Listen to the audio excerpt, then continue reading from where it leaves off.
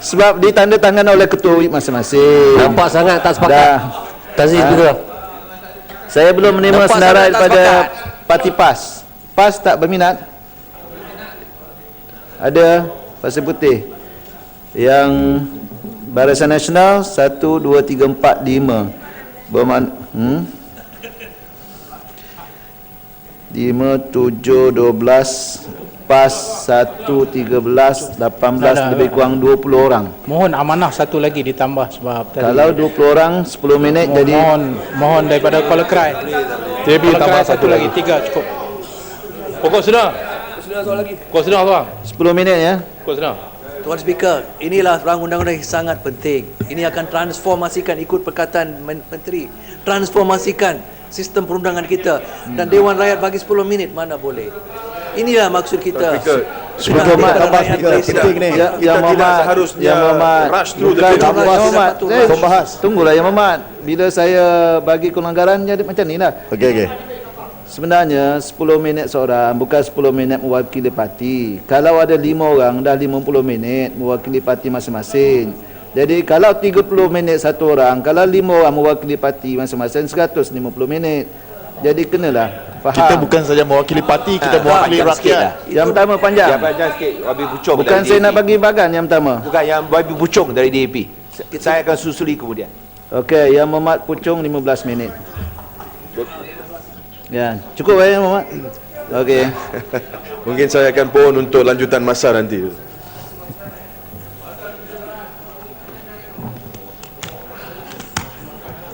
Yang Muhammad Pucung dia keluarkan dah beg dia. Ini beg yang selalu bawa ke Mahkamah Tinggi, Mahkamah Agung ni. Sila. Betul. Ini sebenarnya bag booking logo Dr. Karpal Singh. Terima kasih Tuan Speaker kerana memberikan saya peluang untuk bersama-sama membahas rang undang-undang ini. Tuan Speaker, rang undang-undang ini adalah satu rang undang-undang yang cukup serius. Permulaan sebagai permulaan Datuk Speaker, saya ingin menegaskan di sini dan saya rasa ianya perlu ditegaskan bahawa kami dalam DAP kami memang menyokong segala usaha yang dibuat untuk memastikan keselamatan dalam negara ini. Itu adalah suatu perkara yang perlu ditegaskan. Tapi perkara pokok yang berbangkit di sini adalah berkenaan dengan hak-hak yang akan terjejas sekiranya bil ini diluruskan. Sekiranya kita lihat Tuan Speaker, apa yang terkandung di dalam bil ini memberikan kuasa yang cukup luas kepada seorang individu, iaitu Yang Amat Berhormat Perdana Menteri, dalam perkara mengisytiharkan sesuatu kawasan itu sebagai apa yang dinyatakan sebagai security area. Sekiranya saya boleh dibenarkan untuk merujuk kepada Section 18 di dalam bil ini.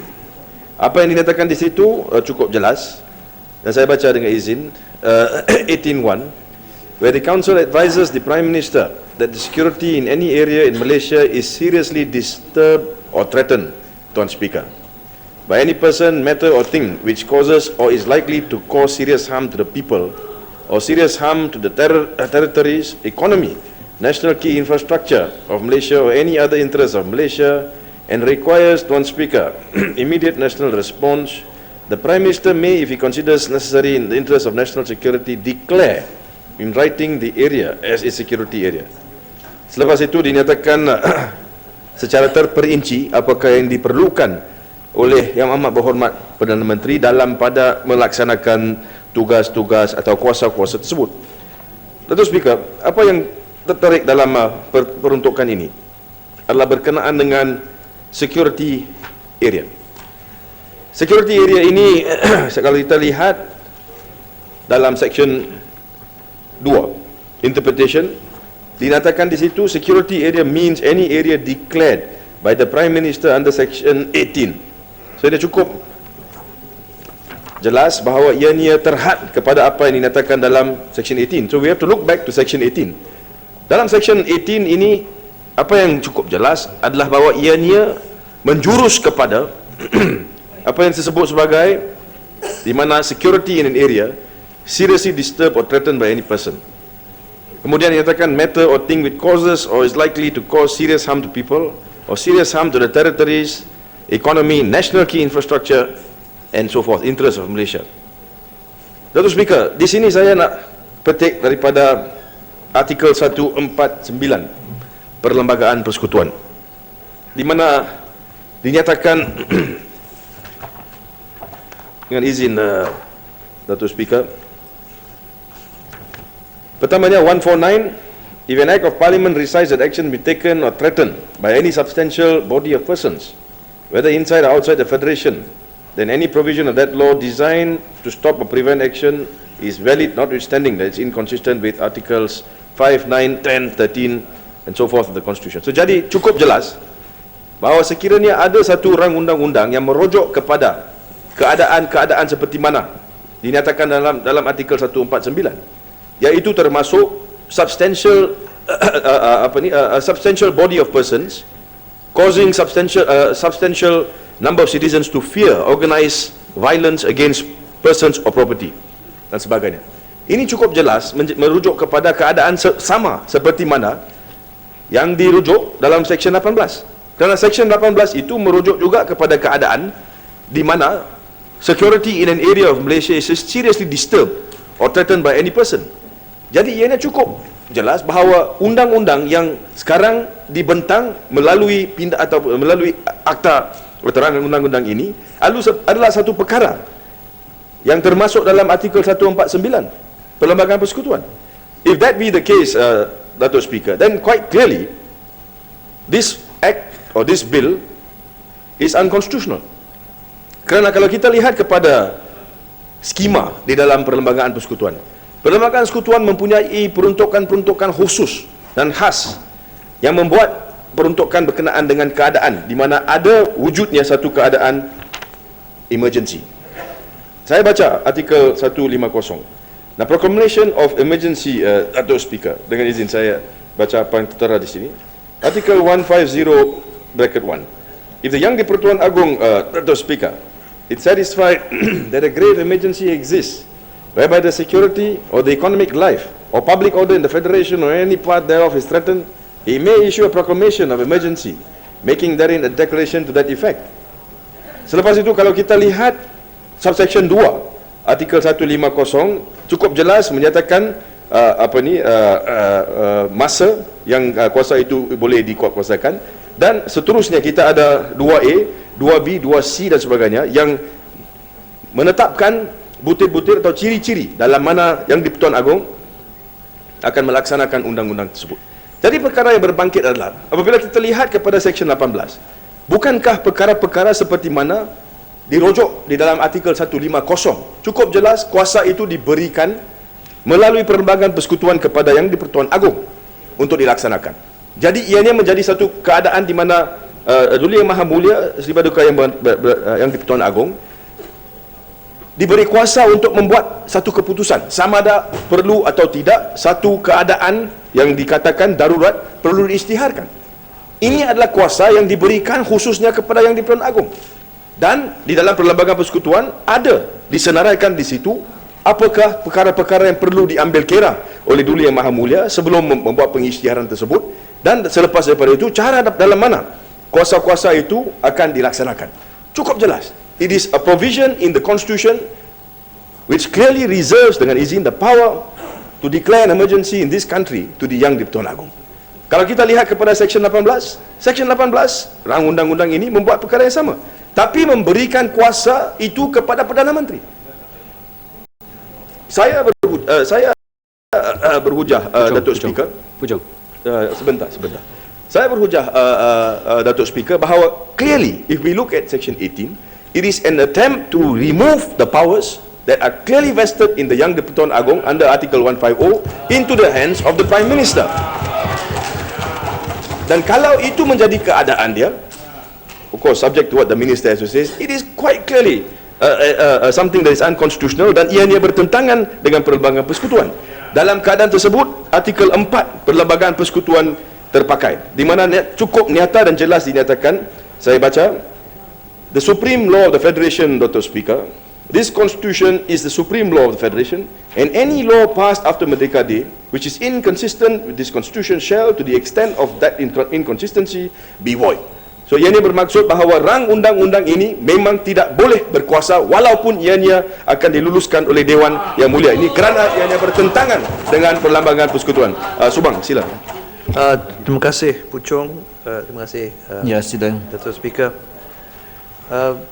Puchong telah jelaskan dengan cukup pernas ya, bahawa macam mana rang undang-undang ini sekarang cuba merampas kuasa ya, kuasa yang diberi kepada Yang di-Pertuan Agong kepada institusi kerajaan melalui di bawah perkara 150 perlembagaan.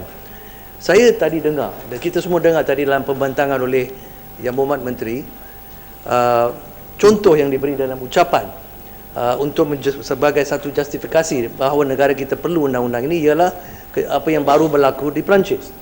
Dia sebut inilah contohlah, so kita kena sedia. Ya, tadi disebut. Dan apa yang saya nak dapat penjelasan daripada Puchong, contoh itu memang tidak boleh pakai sebab apa yang berlaku di Perancis ya, selepas serangan teroris itu, Presiden Perancis mengisytiharkan zarurat, emergency. Mereka gunakan undang-undang zarurat mereka dan isytiharkan. Jadi apa yang saya minta pandangan Puchong ialah inilah satu cara ya untuk membelakangkan kuasa, bukan saja kuasa agung dan perkara-perkara 150 dan 151, dan contoh Perancis ini tidak boleh dipakai untuk satu justifikasi. Sila beri pandangan. Similar apa ni ya? Terima kasih Puchong. Bukit Bendera dulu. Okey. Kita yes, Yang Berhormat dulu. Terima kasih Yang di-Pertua. Terima kasih Puchong.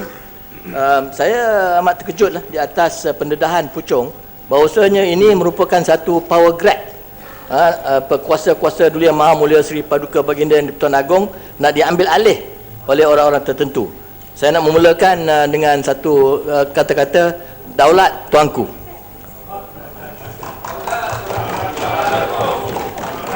Yang kedua, saya mengingatkan Puchong, saya ingat it is only a power grab sebab di dalam perlembagaan kita hanya 3 menteri saja disebut.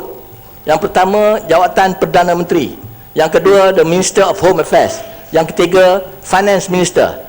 Bermakna kalau satu kuasa itu diberi kepada 3 kuasa itu diberi kepada satu orang, it is already very all powerful.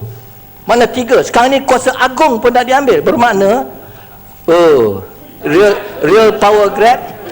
Power tends to corrupt and absolute power corrupts absolutely. Tapi hanya saya nak tanya Puchong sedar tak? Ada tak dalam dunia ni satu kerajaan yang memerintah secara seperti sedemikian, sama ada komunis atau sebaliknya, dia boleh kekal berkuasa di dalam dunia? Akhirnya jatuh dan pemimpin yang seperti itu disembelih oleh rakyat. Terima kasih. Puchong, saya akan bagi. Biar saya jawab kerana ini isu yang penting. Saya rasa kita kena faham the magnitude of the problem before us. Dengan izin Datuk Speaker, saya mendengar apa yang disebut oleh sahabat saya daripada Subang, dan memang betul apa yang beliau katakan. Ini saranan yang penting. Tapi sebagai jawapan saya nak bagi tahu, saya nak memberi penjelasan. Sebenarnya kuasa-kuasa, saya setuju apa yang disebut oleh Menteri bahawa ada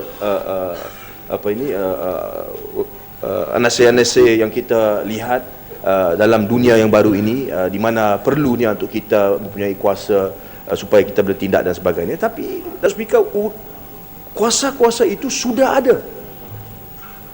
ada dalam Perlembagaan Persekutuan.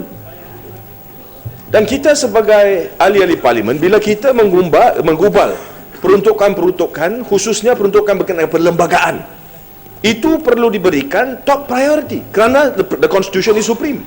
Jadi apakah kita di sini membahaskan satu undang-undang yang cuba mengambil atau angkat daripada peruntukan jelas kuasa-kuasa yang diberikan untuk kita menanangi masalah ini? Quite clear. We as members of parliament, we have a constitution. Parliament is also constituted through this constitution. Its laws are supreme dengan izin Datuk Speaker.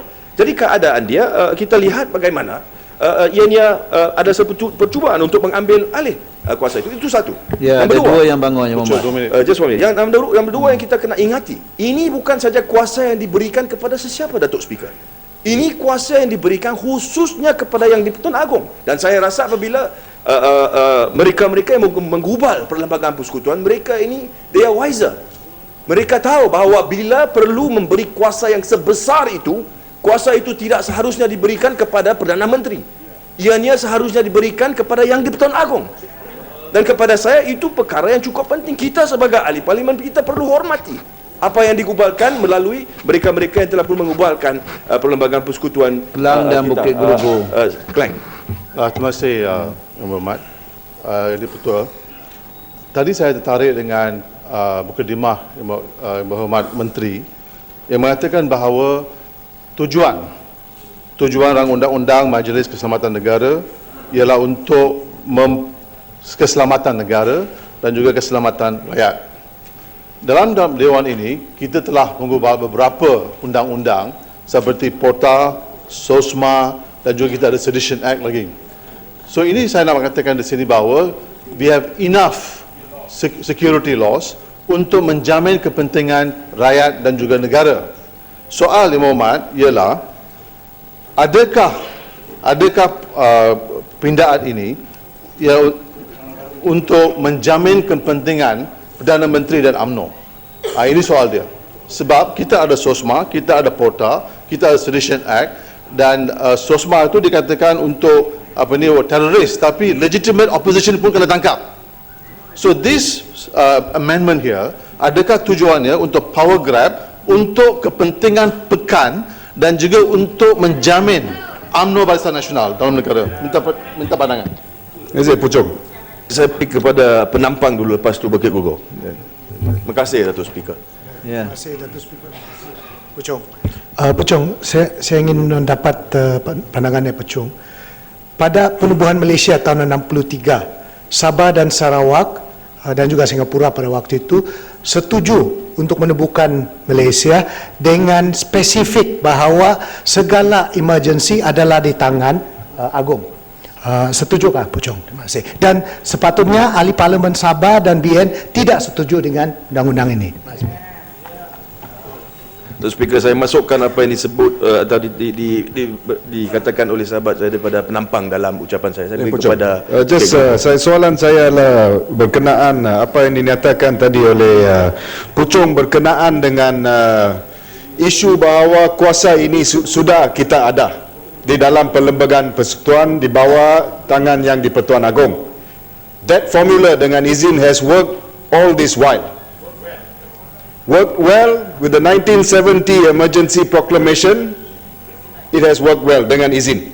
Jadi memandangkan keadaan tersebut, saya nak tanya Pucung, adakah rang undang-undang yang dicadangkan ini in reality dengan izin nothing more than a disguise to promote dictatorship on the part of the Prime Minister?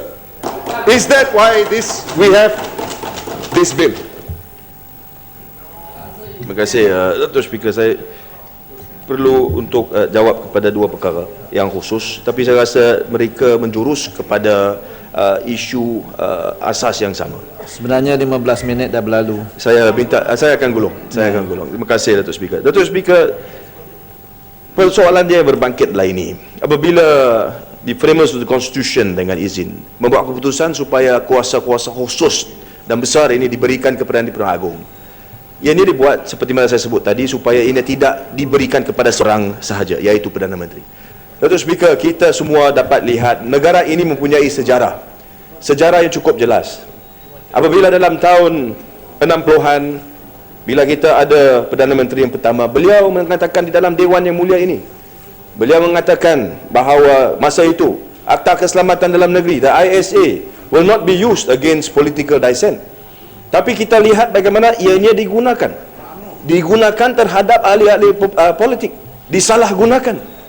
Itu satu. Kemudiannya kita ada ahli parlimen pekan yang masa itu menjadi Perdana Menteri, datang ke sini membentangkan SOSMA. Digunakan pula, dia dikatakan hanya akan digunakan terhadap teroris. It is only for terrorist and terrorist activities, dikatakan oleh Padang Rengas masa itu. Tapi kita lihat bagaimana ianya disalahgunakan. It's complete abuse. The question is, can you trust this government? Can you trust the leadership of the Prime Minister? Untuk kita nak berikan kuasa yang sebesar kepada dia. Itu adalah sebab atas mana kepada saya cukup jelas dalam perlembagaan persekutuan bahawa kuasa yang sangat kuat tersebut itu haruslah diberikan kepada Di-Pertuan Agong. So saya di sini, Dr. Speaker, masa tidak mengizinkan, saya hanya ingin membangkitkan satu perkara yang lain sekiranya dibenarkan. Ianya kisah kepada minta maaf, regulations, ianya berkaitan. Tuan Speaker, kalau kita lihat seperti mana saya sebut tadi, kita ada Section 18. Ianya tidak berhenti di situ. Section 18 will be read together with Section 42. Dan Section 42 dengan izin menyatakan berkenaan dengan regulations. Regulation, Section 42. Apa yang dikatakan di sini? The Prime Minister may make regulations for the purpose of carrying out or giving effect to the provisions of this Act. A general provision. Prime Minister may make regulation, any regulations, for the purpose of carrying out or giving effect to the provisions of this Act. Satu rang undang-undang yang membenarkan kuasa yang sangat besar, pertama. Kemudiannya memberikan kepada Perdana Menteri kuasa yang paling luas untuk membuat apa-apa jua kaedah yang beliau nak untuk melaksanakan peruntukan undang-undang. What kind of law is this? Kita sebagai ahli parlimen, kita datang ke sini diminta supaya berikan kepada Perdana Menteri absolute power. Boleh lakukan apa jua yang beliau nak. Bila kita lihat Subsection 2 ada. Subsection 2 dinyatakan perkara A, B, C dan D. Apa yang dikatakan boleh beliau menggubal kaedah-kaedahnya. Tapi it is without prejudice to the generality of Subsection 1. Kita semua tahu, when it's without prejudice, it means basically absolute power to do anything he wants in respect of making regulations for the enforcement of this Act. Dengan izin Datuk Speaker, saya menentang dengan sepenuh-penuhnya rang undang-undang sebegini. Ianya memberi kuasa yang mutlak kepada seorang, ianya mengambil alih kuasa yang seharusnya terjamin diberikan kepada Di-Pertuan Agong yang terjamin di bawah Perlembagaan Persekutuan. We as members of Parliament cannot support such a bill. We must oppose it. Terima kasih.